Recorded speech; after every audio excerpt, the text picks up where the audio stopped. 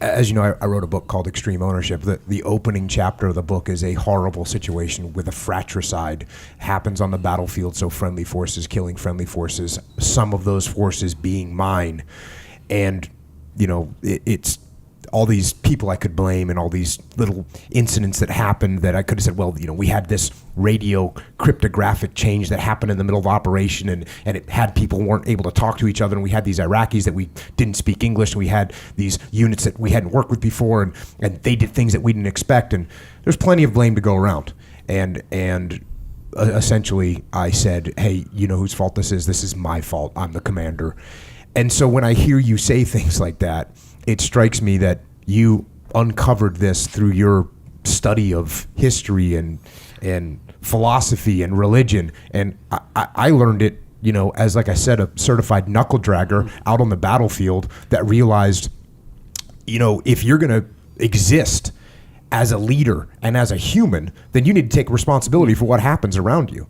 And that's, again, and you have to take, the religious notion in some sense is that you have to take ultimate responsibility, in that, in some sense, the things that happen around you. I mean, this is, Dostoevsky, I think, said something like, every man is responsible for everything that happens to him and everything that happens to everyone else.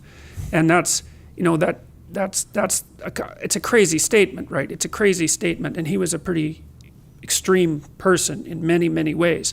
But there's a level at which that's metaphysically true, you know, because what happens is that it's failure to act often that's the most catastrophic. You know, I mean, it's to not do the right thing when the situation presents itself, and it's very specific. You know, you're constantly in situations where you could do the right thing if you were willing to take a risk that's actually of relatively moderate size, and you know that you could take the risk and you know that you should take the risk and you don't. And that happens to people all the time. And then what happens is the thing that they didn't oppose grows a little bit and they shrink a little bit, and that starts a loop, hey? And so, and you say, well, how do you take responsibility for the world? And the answer is, well, you also have to do it with a certain degree of humility, because what do you know? You know, and this is part of the reason that I'm so opposed to the activist culture on college campuses. You don't teach 18-year-olds to go and demonstrate about capitalism, you know, because they don't know anything and they have problems in their own life that need to be solved that are local. And the local problems aren't trivial, you know. They're not disciplined. They're not looking at the world in a straight way. They're not taking responsibility for themselves or for their actions, their sexual actions, among others. They're not taking responsibility for their family. They're not looking at how they could contribute to the community. They don't understand the fact that they don't know anything.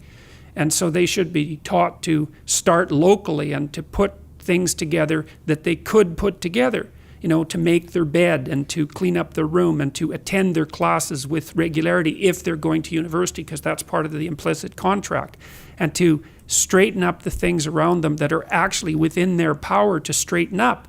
And then what happens is that if you do that, let's say religiously, which I suppose would be the same as in a disciplined manner, that your realm of influence starts to grow, but it grows in a positive way. Just like you can end up in hell one step at a time. And that's extraordinarily well documented.